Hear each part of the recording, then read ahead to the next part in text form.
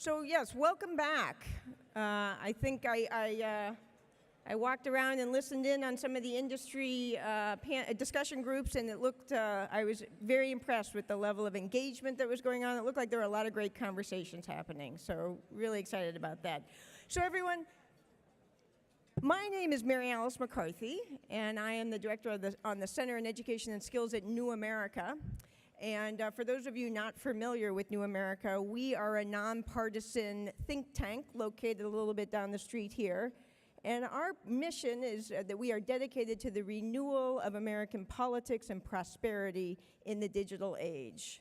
And at New America, we believe that apprenticeship, a centuries-old education and training model, is incredibly well suited to the modern age and to meeting the challenges of an increasingly complex, globalized, and technologized world.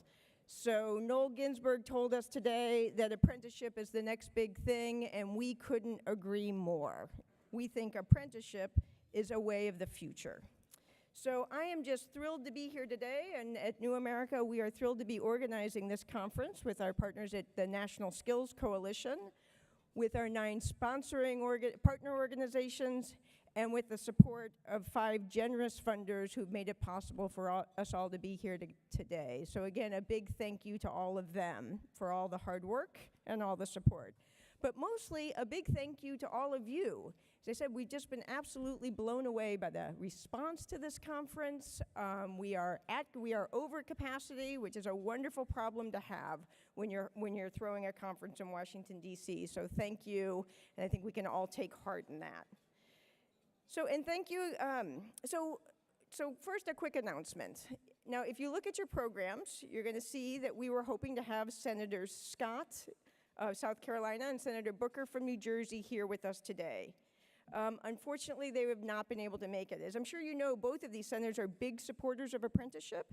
They are co-sponsors of the LEAP Act, the Leveraging and Energizing America's Apprenticeship Programs from 2015, an act that has sort of kept apprenticeship front and center in the Senate for the last year.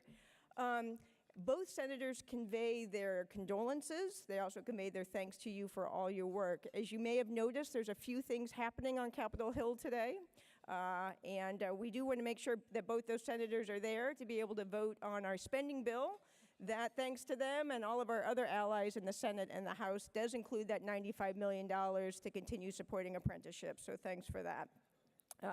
They do send their regrets. But now we're going to turn our attention to we got two fantastic panels lined up for you here during lunch. And we're going to turn our attention to the second big theme of this conference. This morning we heard from industry experts and industry leaders, and today we're going to start talking about that question of how do we make sure that our apprenticeship system reaches many more people than it currently does. I think we all in this room know that apprenticeship is a fantastic way for people to get valuable skills and find their way into good jobs and careers. But America's apprenticeship system is also a very well-kept secret, okay? A little bit too well-kept. Our apprenticeship system is still very small. In 2016, we enrolled just about 500,000 apprentices. Now that number is up from just a few years before, but compare that to the millions of Americans who are looking for jobs and relevant skills and the employers who need them, and it's really just a drop in the bucket. We have, for example, nearly 20 million Americans enrolled in some form of post-secondary education, many of them who are in programs that they hope will lead directly to a job, but they often don't really know. A lot of those folks will never finish. A lot of them will leave with quite a bit of debt, whether they finish or not. Apprenticeship, if you gave them the option of apprenticeship, many millions of those students would snap at it in a minute. We also have 5.5 million opportunity youth who are neither in school or working. These are some of our most vulnerable citizens. They're at great risk of financial dependency, of poor health, and of a whole host of negative outcomes. A lot of these young people are just kids who just really didn't thrive in traditional school. But as Noel Ginsburg pointed out to us today when he was talking about the Swiss model, we don't really offer any alternatives to kids who don't love traditional school. There's no other real structured options for them. Apprenticeship could be a real game changer for these kids. And without access to education and training opportunities, many of those young people will grow into adulthood lacking post-secondary credentials or valuable skills. In the United States, today we currently have millions of low-skilled adults who are looking for opportunities to build their skills and to get onto a career path. Again, apprenticeship could be a really valuable opportunity for them. And we have millions of veterans and immigrants who have already acquired really valuable skills and experience in the military or in their native countries, but they're still having a tough time getting connected to our labor market today. Apprenticeship can be a really great option for them too.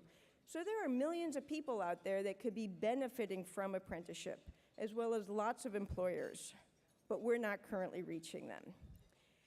So our system is too small, and it's also not very well balanced. If you look at those 500,000 apprentices, they don't exactly match up with what the whole population of the United States looks like. In particular, our apprentices are overwhelmingly men today. In 2015, just 7% of new apprentices were women. When I think about that, 7%. So that's a system that's gotten a little bit out of whack, okay? It's also not reaching a lot of young people. The average age of an American apprentice in 2016 was about 26 years old, okay? And in many of the occupations with the highest wages, people of color, both men and women, are vastly underrepresented, okay? It doesn't have to be this way. In other countries with well-developed apprenticeship systems, apprentices are much more reflective of the whole population, and they also are much younger. So a lot of this has to do with how our registered apprenticeship system has evolved. It wasn't like it was done intentionally. It's just part of our particular history and how it has evolved, and the industries in which apprenticeship has flourished. But part of our challenge moving forward, and this conference is all about apprenticeship moving forward, is to figure out how we can, on the one hand, make sure that the sectors where registered apprenticeship is well established are more welcoming to women and to people of color and communities of color. And on the other hand, how do we move apprenticeship into new parts of our economy, new industry sectors, and reach more young people through our K-12 system, our community college system, and our community-based organizations. So that's what we're going to hear about today from this fabulous panel. And we are first going to hear from some actual apprentices, some current apprentices, some graduates of apprenticeship programs. We're going to kick things off here with Allison Gerber, who is a senior associate at the Annie E. Casey Foundation, one of our supporters of the event here today. Allison oversees the foundation's work on workforce development.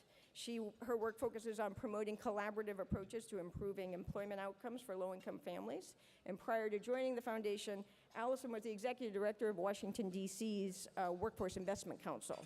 And before that, she was at the Aspen Institute. So she has a long history on these issues of apprenticeship and workforce development generally, and I think a strong passion as well. So with that, I'm going to turn it over to Allison.